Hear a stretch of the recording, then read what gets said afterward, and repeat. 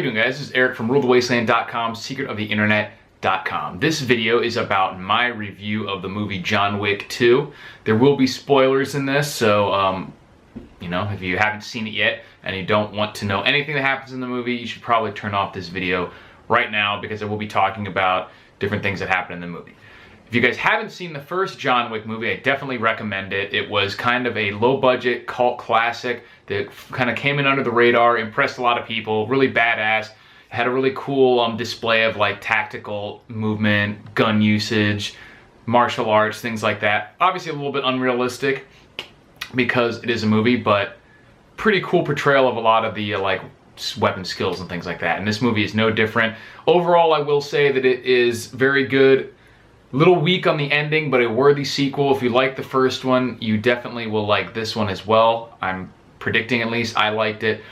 But I wanted to talk about some of the like tactical stuff that's in the movie. And like I said, John Wick is like this crazy badass who's all good at pretty much everything, killing people with pencils, super badass, super weapons expert. But what's really interesting is in real life, Keanu Reeves actually does some of the like 3-gun competitions and is known for being a really just avid student of like the game when it comes to learning the weapons training, the martial arts and stuff like that. So go online and you can find some pretty cool videos of him doing like the 3-gun competitions, and I think that shows in the movie because they do pretty accurate portrayal of, you know, obviously the guy's effectiveness, the character is way overblown. He's taking out literally like hundreds of people, which it's awesome, but it's fairly unrealistic. But the actual individual techniques that he's using, like in this movie, they even have him have to like clear jams mid gunfight and stuff like that. He has like a stovepipe on his Benelli and he has to clear that. Pretty cool stuff. He gets attacked while he's reloading and has to deal with that. All sorts of cool stuff. So I definitely recommend this movie if you're into that sort of thing. It is, you know, fairly unrealistic in terms of just how good and precise someone can be with that. Like he stabs someone in the chest and purposely hits them in the aorta just enough to like hurt them but not kill them so they can't pull the knife out. Like goofy shit like that that's in a lot of action movies. But it does show some pretty cool weapons techniques, you know, foot coming around a corner and he shoots the foot. Stuff like that that's realistic, and then, you know, holding the gun up close as opposed to normal movies where they point it way out and flag themselves around corners and stuff like that. So pretty good representation of that sort of thing in a movie environment, at least.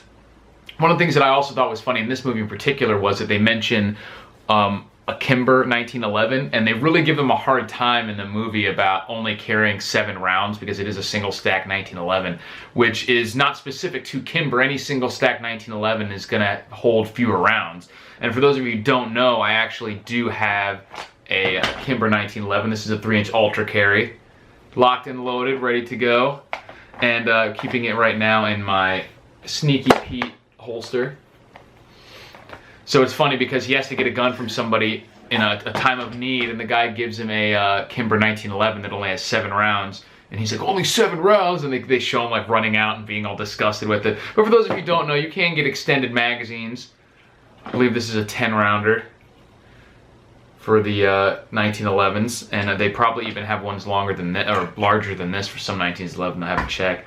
This sticks out of the bottom a little bit, you know, obviously. So let's see, we've got nice color points in there. If you put the 10-rounder in the Kimber, yeah, it's gonna stick out. But if you're in a John Wick type situation, not really a big concern to have an extra little bit of magazine sticking out the bottom.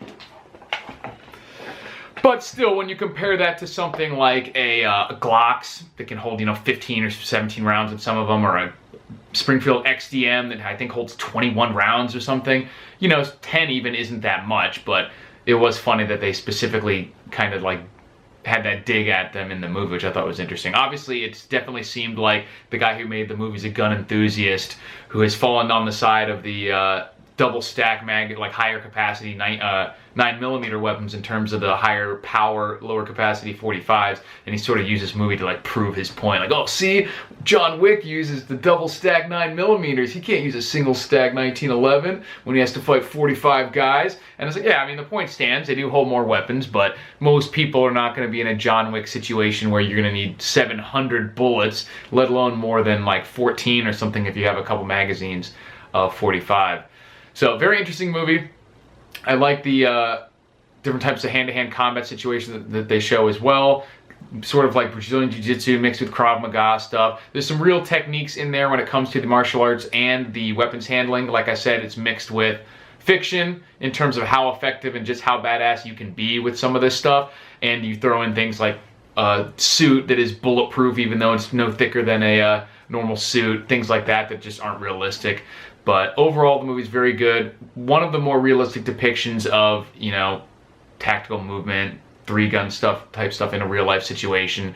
They actually have this scene in the movie where he's in the catacombs kind of fighting like 40 guys at once, and it's literally like he has his sidearm, his AR-15, and then a backup shotgun, and he goes through all of them, has to deal with like people popping up out of everywhere, different types of weapon, maybe jumps for a knife if somebody jumps on him, clearing jams, stuff like that, reloads, all that stuff. So really cool stuff that's not normally shown in action movies. I definitely recommend it if you're just into action movies, and especially if you're into this sort of like tactical stuff. It's really cool, and just an enjoyment overall. I really liked it. Like I said, I did think the ending was a little weak. They set it up for a third movie, and I don't like the way that they did it really. I think they could have done it a lot cleaner and kind of maintained the integrity of the character a little better and still set themselves up with almost an identical situation.